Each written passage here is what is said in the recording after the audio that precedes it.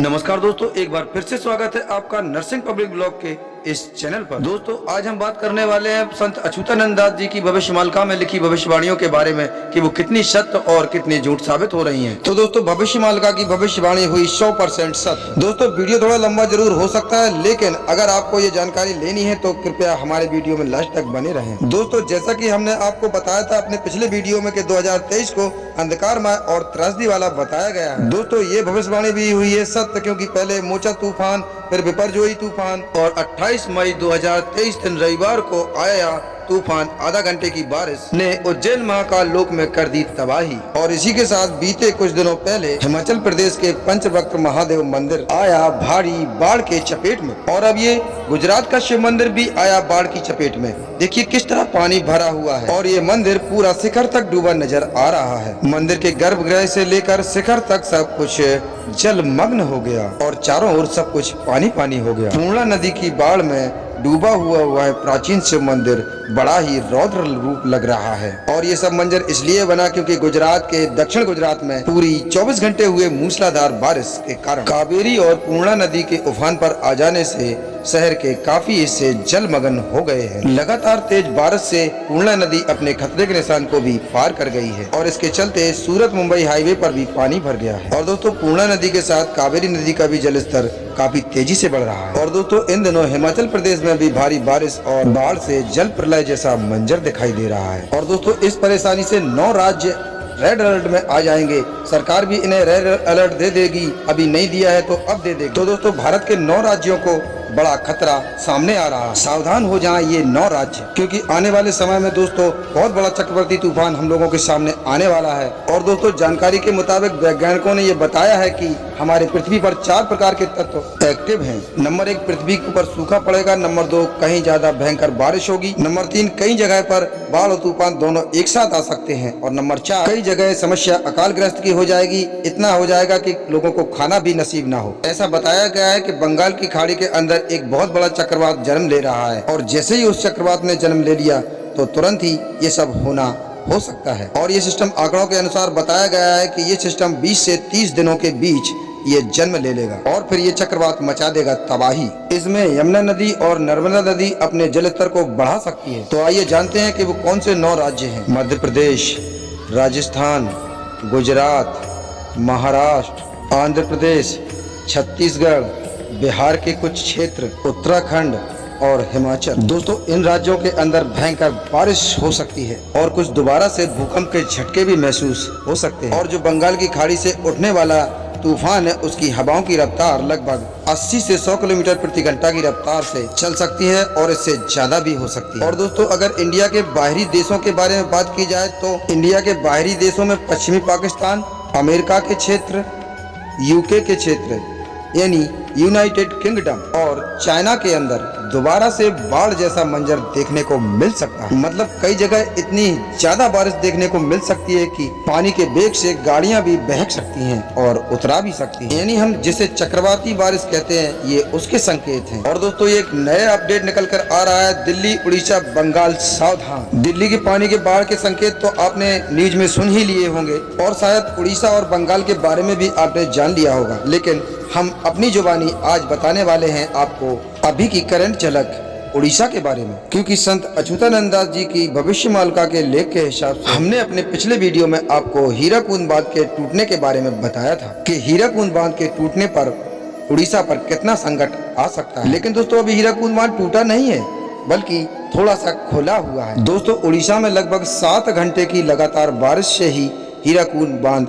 उछल आया, जिससे मजबूरन हीराकुंड बांध के 2 गेट खोलने पड़े। और मात्र उन 2 गेटों के खोलने से उड़ीसा में भारी संकट सामने आया, जिसमें उड़ीसा के 14 जिले और 580 गांव जलमग्न की स्थिति के अंदर आ गए। स्थिति के अंदर क्या आ गए? पूरी तरह जलमग्न हो गए। लाखों लोग घरों के अंदर सिमट कर रह गए, हजारों लोग घरों से बेघर हो गए।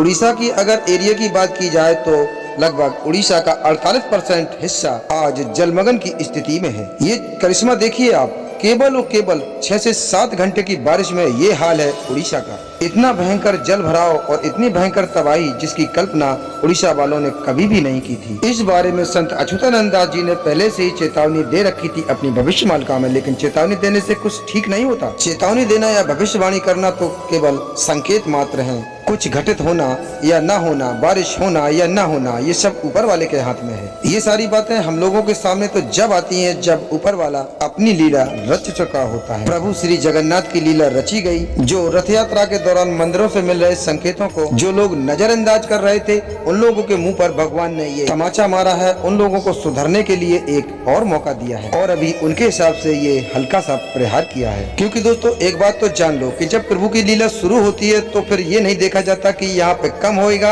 या यहाँ पर ज्यादा होगा, क्योंकि वो सभी लोगों को एक समान नजर से देखते हैं। और यही कारण है कि ये प्रलय का स्वरूप उड़ीसा के अंदर आया और इसी कारण वहाँ यानी उड़ीसा में इस तरह का प्रकोप आया और वहाँ की पूरी कृषि नष्ट हो गई और इतने लोगों को लेने के देने पड़ गए। और दोस्तों जान लो कि इसी कारण से अब उड़ीसा पर महंगाई की मार भी पड़ने वाली है और आगे आने वाली बीमारियों से भी उड़ीसा बहुत ज्यादा परेशान होने वाला है। और दोस्तों ये सब बातें गरुड़ माल का, भविष्य माल का, संग माल का, बिचल माल का और माल का संध्या के जो शब्द हैं कुछ उसमें लिखा है कि 2023 में अब ऐसी स्थिति उत्पन्न हो जाएगी कि 2023 में उड़ीसा के अंदर जल भराव, जल बहाव और जलमग्न की स्थिति सामने आएगी। और इसके बाद 2024 में उड़ीसा के अंदर बहुत बड़ी महामारी भी आएगी। लोगों के मृत्यु का सिलसिला शुरू हो जाएगा। ऐसा लेख है कि 24 अंक से कोई नहीं बच पाएगा। तो ये बात लगभग आज से 600 साल पहले संत अच्युतानंद दास जी ने अपनी भविष्यमालिका में लिखी। तो दोस्तों ये घटनाक्रम सत्य हो गया है। पहले दिल्ली के बारे में तो ये घटनाक्रम दिल्ली में सत्य साबित हुआ और अब उड़ीसा के बारे में लिखा था तो उड़ीसा में भी सत्य हुआ। तो क्या अब अगली बारी बंगाल की है? तो दोस्तों बंगाल के अंदर भी इस समय जो भी कुछ तेजी से घटित हो रहा है, तो फिर आने वाले टाइम के अंदर क्या फिर प्रभावी ढंग से आजकल जो स्थिति चल रही है बंगाल के अंदर, क्या वो अंत की ओर बढ़ रही है या फिर आने वाले समय में प्रभु की ऐसी लीला होने वाली है जो लीला प्रकृति के माध्यम से सभी जीव जंतुओं का अंत कर देंगे। ऐसी लीला दिखा रहे हैं प्रभु जो किसी ने सोची भी नहीं होगी। दोस्तों इस समय जम्मू कश्मीर से लेकर नॉर्थ तक के क्षेत्रों के अंदर जल भराव की स्थिति उत्पन्न हो चुकी है। जैसे गुजरात, राजस्थान, उड़ीसा, इन जगहों पर ऐसे जल भराव की स्थिति हो चुकी है जिसकी कल्पना किसी ने भी नहीं की थी। जगन्नाथ जी से मिले संकेत उड़ीसा के लोगों को समझ में तो आ रहे थे, लेकिन जो कलयुग का प्रभावी माया जाल है उसमें लोग कह रहे थे कि कुछ नहीं होगा। कुछ लोग ये भी कह रहे थे कि जब होगा तो हम देख लेंगे, लेकिन शायद वो लोग ये नहीं जानते कि जब होगा तो देखने लायक बचेंगे ही नहीं, क्योंकि प्रभु की लीला ऐसी अपरंपार लीला होती है कि जिसको न समझे तो बहुत कुछ घटित होता है। जगन्नाथ मंदिर में अभी थोड़े दिनों पहले ऐसा बताया गया है कि आपस में पंडितों की लड़ाई हो जाने के कारण प्रभु को टाइम से स्नान नहीं कराया गया और स्नान कराने के बाद टाइम से भोजन प्रसादी नहीं दी गई और उनका श्रृंगार भी अधूरा छोड़ रखा आपस में लड़ाई होने के कारण। और शायद ये घटनाएं इसीलिए घटित हो गई कि लोगों ने प्रभु को इंतजार करवा दिया और रथ यात्रा के दौरान भी इतनी सारी घटनाएं घटित हुई जो आज तक कभी नहीं हुई थी। तो अब वो स्थिति हमारे सामने आ रही है दोस्तों, जो आने वाले टाइम के बारे में हम लोगों को दर्शा रही है। और इस युग परिवर्तन के क्षेत्र के अंदर और इस युग परिवर्तन के समय में मनुष्य को प्रकृति ये बार बार दिखा रही है कि ईश्वर से बड़ा कोई नहीं है, ईश्वर से बड़ा इस दुनिया में कोई नहीं है और ईश्वर से बड़ी इस दुनिया में कोई चीज नहीं है। दोस्तों अगर कुछ मानना है तो केवल और केवल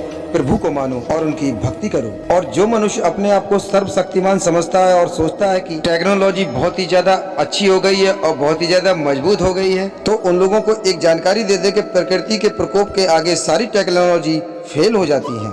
और दोस्तों आपको बता दें इस समय जो घटित हो रहा है वो केवल और केवल मनुष्य के कारण ही हो रहा है, क्योंकि मनुष्य ने ही अपनी टेक्नोलॉजी को आगे बढ़ाने के लिए प्रकृति के साथ छेड़छाड़ की है। मनुष्य ने ये मान लिया है कि वो सब कुछ बना सकता है, सब कुछ कर सकता है, सब कुछ देख सकता है। मनुष्य ने ये जान लिया है कि वो स्वयं ही भगवान बन गया है, लेकिन ये नहीं जानता कि सर्वशक्तिमान सिर्फ एक है जो इस धरा के ऊपर इस दुनिया को चलाने का कार्य कर रहे हैं। और अब आने वाले समय में उनकी शक्तियों का भी आभास होने लगा है। मनुष्य प्रकृति के उस प्रकोप से जूझ रहा है जिसके बारे में उसने कभी सोचा भी न था। सूत्रों के मुताबिक बताया गया है कि चाइना डूब गया है। चाइना के पास आज ऐसी स्थिति है कि वो कहीं अपना एक टेंट लगाने के लिए भी मोहताज है, क्योंकि घरों में तो पानी भर गया है और वो कहीं दूर जा जाकर अपने आसियाने ढूंढ रहे हैं। बीजिंग शहर, शंघाई शहर, इतने बड़े बड़े शहरों के अंदर अंत का रूप ले लिया है। उन्होंने जितने भी नए निर्माण किए थे, पुल बनाए थे, कुछ भी बनाए थे, वो तिनकों के भांति बह गए हैं। और दोस्तों आपकी जानकारी के लिए बता दें कि कृषि हर जगह समाप्त होती जा रही है, और कृषि ही नहीं, बाढ़ के साथ में कृषि युक्त भूमि भी समाप्त होती जा रही है। तो दोस्तों अब आप बताओ मुझे कि ये प्रकोप नहीं प्रकृति का तो और क्या है। अभी भी दुनिया में कुछ लोग ऐसे हैं जो ये कहेंगे कि कुछ नहीं घटित हो रहा, लेकिन दोस्तों आपकी जानकारी के लिए बता दें कि बहुत कुछ घटित हो रहा है और आगे भी होता रहेगा। दोस्तों हमारी आज की ये वीडियो देखने के लिए आपको बहुत बहुत तहे दिल से धन्यवाद। सेफ रहिए, सुरक्षित रहिए, क्योंकि आने वाले समय में मौसम के कारण बहुत सारे चेंजेस हमें देखने को मिलेंगे। दोस्तों आपकी जानकारी के लिए बता दें कि इस समय में पंच तत्व एक्टिव है, जिसमें से जल और वायु तत्व सबसे ज्यादा एक्टिव है, और उसके बाद में धरा तत्व भी एक्टिव है। दोस्तों अगर आप हमारे चैनल पर नए हो तो कृपया हमारे चैनल नर्सिंग पब्लिक ब्लॉग को सब्सक्राइब करें और वीडियो को लाइक करें और शेयर करें। तो दोस्तों फिर मिलते हैं अगले वीडियो में, तब तक के लिए नमस्कार, अपना ख्याल रखें और हमेशा मुस्कुराते रहें।